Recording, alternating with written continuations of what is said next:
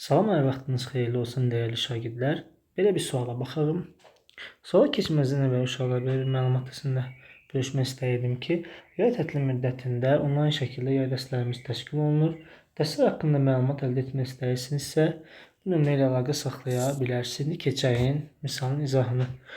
Hovuz 1 saat, bir nasosla 18 saata dolur. Nasosun 1 saatda vurduğu suyu 20% artırsaq, hovuz neçə saatda dolar? İnşallah belə misallarda bir ədəd yazmamız daha yaxşı olur. Məsələn, biz 1 saatda nə qədər su vurduğunu bilmirik. Əslində heç bizə 1 saatda soruşmur. Məsələn, mən deyirəm ki, uşaqlar 1 saata 100 litr su vurur bu. Hə, bəs yaxşı.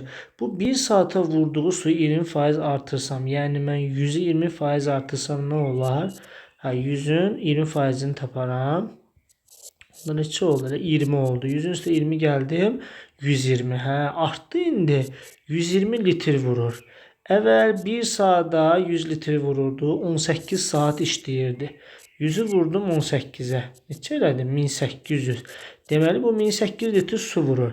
İndi isə 1 saata 120 litr vurur.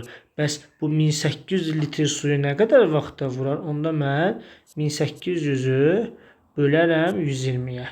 Burada bir-birinə ixtisar gedəcək. 180-i də 12-yə böləndə eləcə cavabımız 15C variantı. Deməli, hovuz 15 saata dolar. Çünki suyun miqdarı artdığına görə, 1 saatda vuran suyun miqdarı artdığına görə 15 saat olacaq cavabımız. Bir tür videoların ardının gəlməsini istəyirsinizsə, videonu bəyənib kanala abunə olmağı unutmayın. Sağ olun.